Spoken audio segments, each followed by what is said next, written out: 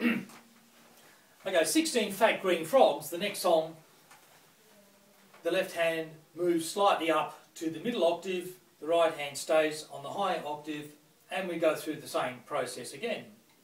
16 fat green frogs sitting on their logs, round and round the pool, keeping very cool.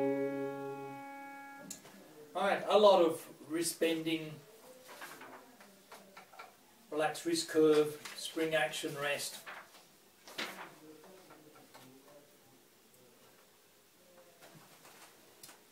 Next song, I Am 6 Feet High.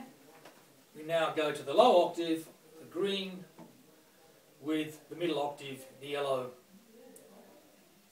I am 6 feet high, maybe I can fly, better get some wings, or try other things. Right, having done the first 3 songs, 2 black keys, 2 fingers in various octave positions, we come to the next stage where we play both hands together. This is where the true art of playing octaves occurs.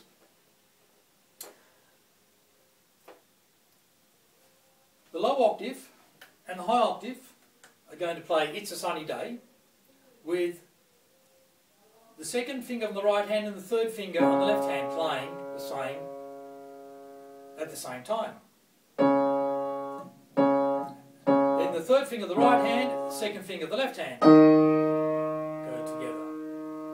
You notice that the second finger and third finger are both on the left hand side of the body, and the other 2 fingers are on the right hand side of the body. So we've got this feeling of sideways motion. Left side as opposed to the right side, okay? So here's It's a Sunny Day.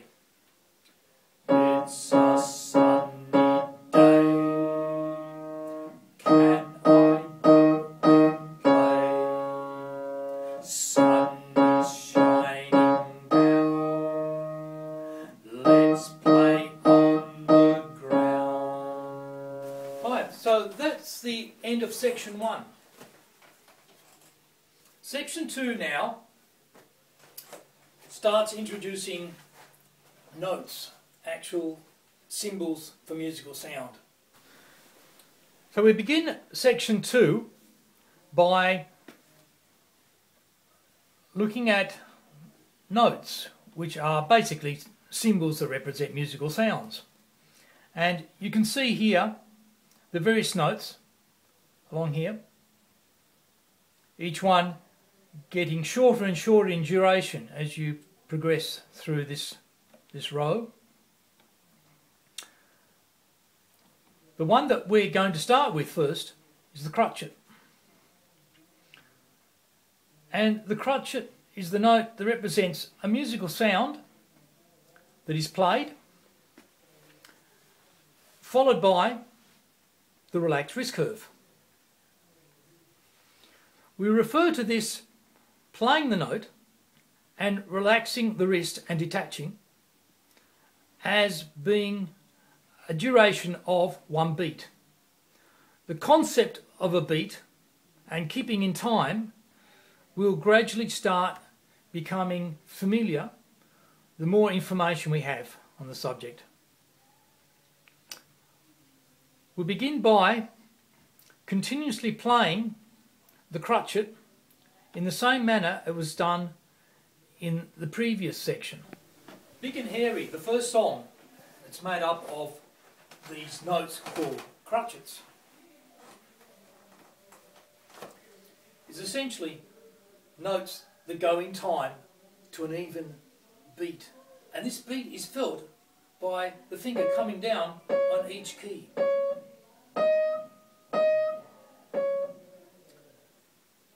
And we refer to this as a beat. Now, Big and Hairy starts in the very high octave and the low octave. Quite a span here. Big and hairy is not scary. That's my dad and he's no fairy. We go on to the next song, Watching Birds and Ducks, and the right hand is still on the very high and the left hand comes down even further to the very low. Watch the birds go flying, flying. Watch the ducks go splashing, splashing.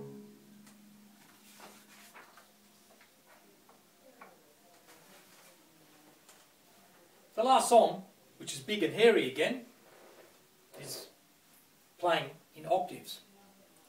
These are referred to as being 2 octaves apart, but the details are not necessary at this stage. High, low octave, left hand side, right hand side, feeling sideways motion. Big and hairy is not scary. That's my dad and he's no fairy. You notice that in singing octaves, I've got high or low octaves to sing. In fact, with all these songs, the octave that I choose in my singing is determined by my voice. I can change the octaves.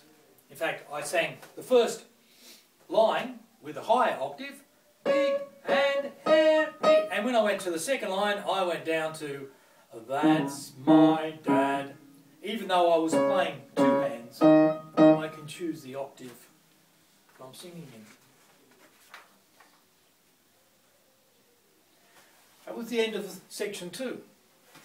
So we've established this notion of what a beat is in terms of the finger playing the key with detaching after it in the relaxed wrist curve motion. But the understanding of what a beat is a little bit more involved. A beat is a continuous pulse that you feel in the music. All music has this sensation that you can tap and clap in time with it. But there's 2 aspects when it comes to being a musician, because you are actually making the music. The beat can be thought of in 2 areas. One area I refer to as the internal beat.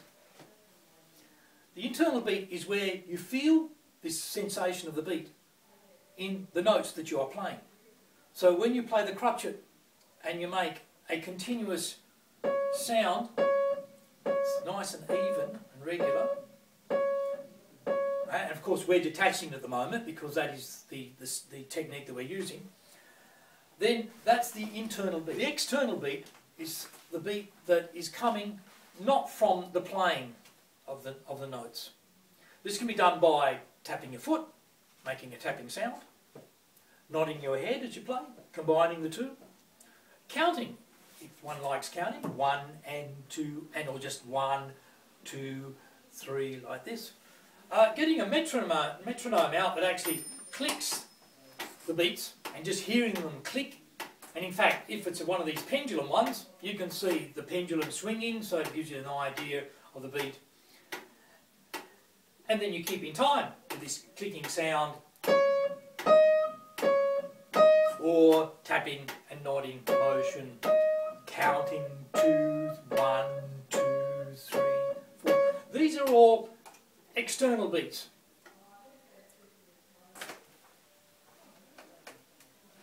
If one plays without an understanding of the beat, then timing becomes an issue.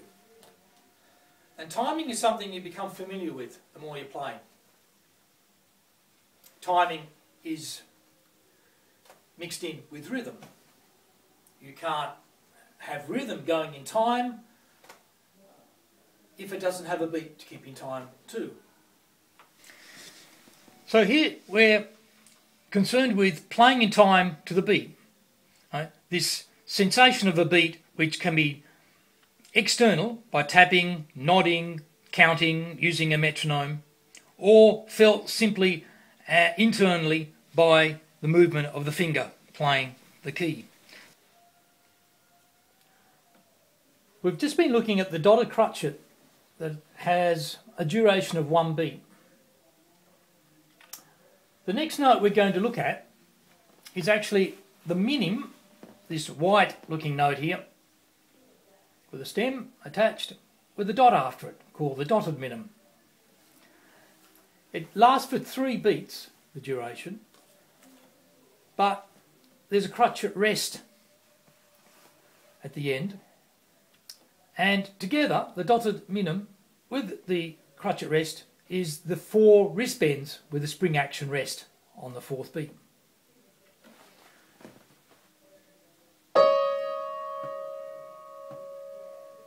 The 4 wrist bends, 1, 2, 3, and then the 4th beat being the spring action rest. So here we have on the bottom the rhythm of 4 crotchets, the dotted minim, the crotchet rest, as we've been playing in the previous songs. And here's It's a Sunny Day, the first 2 bars as an example. It's a sunny day. The following songs continue basically what we've done in the first group of songs, but the main difference, of course, is we have notation, we have notes, crotchets, dotted minims and crotchet rest. But essentially we are doing the same thing. So these songs will have the same rhythm as before. The octaves will be slightly varied. Jumping to the pool, middle octave and very low octave. Jumping to the pool, it will keep you cool. Bob the Frog, getting now very much on the left side of the piano, the low bass notes with low octave and very low octave. This is Bob the Frog. He's off for his job. And Fat Cat, which is very, very low with very low octave. This is my black cat. He is very fat. And then this, of course, is played in the octave form with Bob the Frog being the sample. High and low again. This is Bob the Frog. He's off for his job. And that is the end of section 3.